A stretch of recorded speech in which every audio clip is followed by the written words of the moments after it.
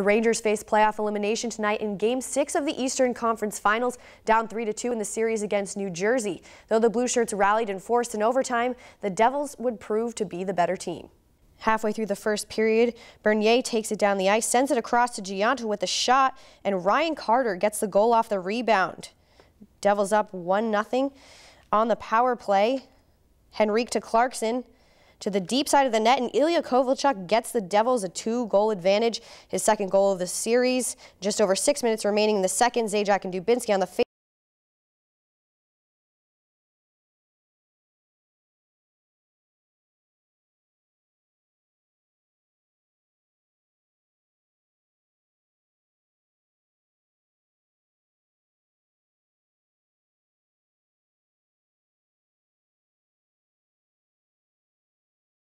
Devils bring the Rangers' hopes of winning a Stanley Cup to a screeching halt as they edge the finals for the first time since 2003. Despite the disappointing loss tonight, Rangers coach John Tortorella said he's still pleased with his team's overall performance, and the game just simply came down to which team was able to score the big goals. I thought we struggled a little bit early in this series with our swagger. I think we got that back. Got kicked a little bit early in this game here, but we got our swagger back, and I really thought we were coming. And but again, we don't score the big goal, and they score one. Keeps battling, and we had our fair share of opportunities. Fine line. Let's get this far. It's where it is. It's a bounce here or there. I guess it wasn't our year. It felt like there were so many things that happened during the year, and even in the playoffs, it felt like this was something special. And as a player, you just hope it's signs for something good that's coming and something exciting. But you know, I'm gonna sit down now and try to learn something from this. And it's gonna be a long summer, but I'm gonna come back and try to go even better next year. Not a great night for the Rangers with their season ending abruptly, but in baseball, the Mets had a better night, claiming their first victory in their series against the San Diego Padres. Dylan Gia on the mound, and this one going deep left field. Baxter chased back to the warning track, and he makes a terrific catch at the wall. Tagging up at third is Venable. He comes in to score. The relay by Cedeno to Ike Davis, and that'll be a double play, but the Padres still get a run and take a 1-0 lead. Bottom of the second, Lucas Duda crushes it to right field. Venable looking up to try and make the catch, and it's out of there. That's Duda's 5th home run of the year and his first in 4 weeks, and he'll tie it up at 1 for the Mets. G at bat, he drives it deep to left field. Back goes Guzman, and it's up against the wall, and G helps his own cause.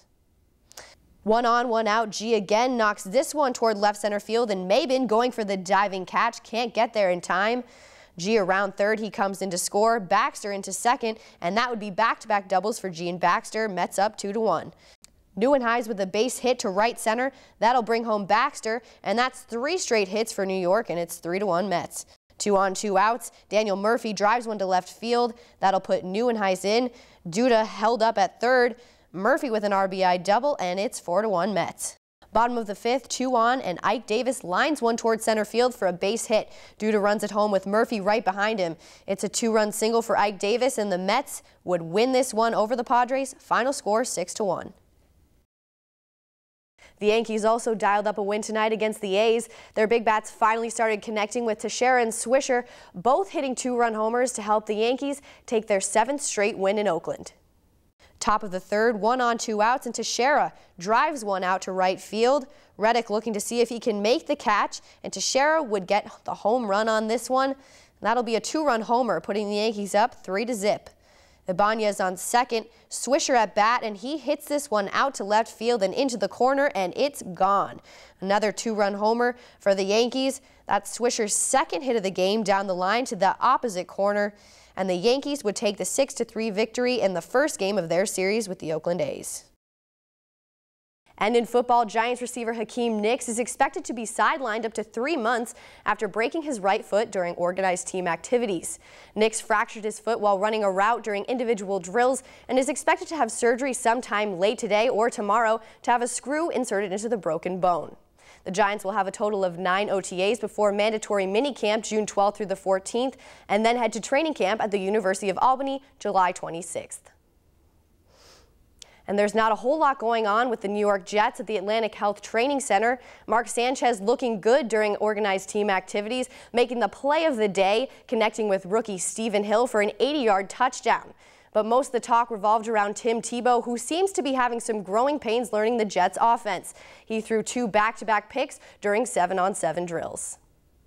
The Super Bowl champion New York Giants headed to the White House for the second time since 2008 this weekend. Even for a 2-time Super Bowl champion quarterback, meeting the commander-in-chief never gets old. Just honored to be here, at the White House. Obviously, to get to meet a new president, which is always a tremendous honor to meet President Obama and get to speak with him for a brief second, just to shake his hand and offer him a jersey with his name and number 44 in the back is a special memory and something we'll always remember. Coming off the excitement of a White House celebration came the news of David Deal's DWI late Sunday night in Queens.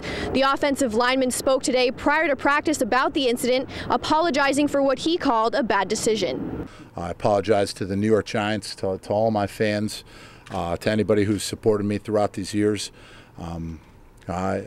I think the people that are around me that know me the most know what type of person I am and the character guy that I am and the way that I carry myself.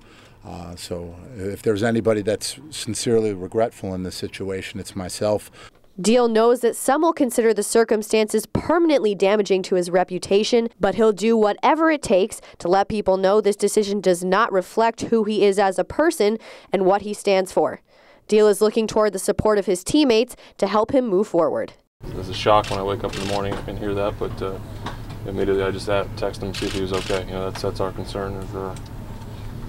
Dave's been great for this team and a great friend to me. So immediately I just asked if he was okay and if there's anything I could do, and that's all you can do. I feel for him that he has to go through this, and unfortunate, and we can all learn from what he's going through, and just a reminder, you can't flirt with drinking and driving. Obviously, as a teammate, you never want to see a guy go through something like that, but I'm just happy no one was injured. I'm happy he was okay, and I'm behind him 100%, and I feel like he's a great guy, and something like that is definitely just an honest mistake, and he'll get through it, and we're behind him as a teammate and as a team in general. So hopefully he'll be okay, and everything will pan out. As for the business of football, the Giants are still feeling good after another Super Bowl win. They'll return most of their key players and are hoping to make yet another run at this season's title game in New Orleans. With the Giants, Rachel Schwartz, New York 1. The scars of last season's dysfunction that led the Jets to lose their final 3 games have healed. And according to Coach Rex Ryan, if the team's opponents see team chemistry as their biggest issue, then the Jets are in good shape. I think a lot of our chemistry issues was kind of actually over the top. I think the fact that I admitted some things and all that probably helped drive it this offseason. Unfortunately, it just that's all I ever talked about. But if teams are thinking that we're going to be internally, that's going to be our biggest problem, then hey, that's. I hope they think that way. I hope people think that way. Everybody is approaching it as a new year, and we're just trying to be positive around here. I think that's what everybody's doing. So right now, I think guys just excited to play, and that's all we can focus on right now, and trying to get prepared for the season. With OTAs behind the Jets and minicamp coming to a close, everyone is looking for a progress report on what has become known as the quarterback controversy and the developing chemistry between Tebow and Sanchez. So far, both QBs are saying all the right things when asked about each other. I think our team, does a good job of pushing each other, and Tim only adds to that. So we have a great situation where we have great attendance in our off-season program, and all those guys that are there want to work out, want to push each other, want to compete, and so Tim fit right in, and that's why he's a great fit for our team. We've been cool for a long time, and he's a great guy, and obviously we got there and we compete hard in everything we do, but we have have a great relationship, and I think it really helps when you're rooting for the other guy as well. And I know that I'm rooting for him, and I believe he's rooting for me, whether that's in the weight room, in the meeting room, in the locker room, on the practice field, and I think that really helps the relationship. Despite Tebow going from the Broncos all-star starter to Sanchez's supposed backup, Coach Rex Ryan has had high hopes from the start that the two QBs would get along. I thought that these guys would get along great because I know both of them, and they both want the same thing. They both want to win. Now, they're both competitive guys, and they're good teammates, and that's, I think they're both accepting people of, they accept other people, and they don't have to be exactly like each other, but I think they get along the way I anticipated them getting along. Coach Rex Ryan spoke to the media this morning saying that Tim Tebow would only be taking snaps of the first-team offense in the Wildcat formation. Although that didn't seem to be the case this afternoon, during practice Tebow also took 2 snaps with the first-team offense in a goal line scoring drill. When asked if he could make a run at Mark Sanchez's starting position, Tebow said he doesn't really read into it. With the New York Jets, Rachel Schwartz, NY1. Interestingly enough, the Yankees just barely avoided a sweep coming into this series. You might even say the Mets have the upper hand as they own 1 win more than the Yankees. Although it's not all about the record this weekend, it might be more about bragging rights in New York City. At Yankee Stadium, Rachel Schwartz, NY1. 3, 2, 1. Interestingly enough, the Yankees just barely avoided a sweep coming into this series, and you might even say the Mets have the upper hand as they own 1 win more than the Yankees. Although it's not about... 3, 2, 1. Coming off the excitement of a White House celebration came the news of David Deal's DWI late Sunday night in Queens. The offensive lineman spoke today prior to practice about the incident, apologizing for what he called a bad decision. That was 2, 1. Coach Rex Ryan spoke to the media this morning saying that Tim Tebow would only be taking snaps of the first-team offense in the Wildcat formation. Although that didn't seem to be the case this afternoon, during practice Tebow also took 2 snaps with the first-team offense in a goal line scoring drill. When asked if he could make a run at Mark Sanchez's starting position, Tebow said he doesn't really read into it. With the New York Jets, Rachel Schwartz, NY1. 2, 1.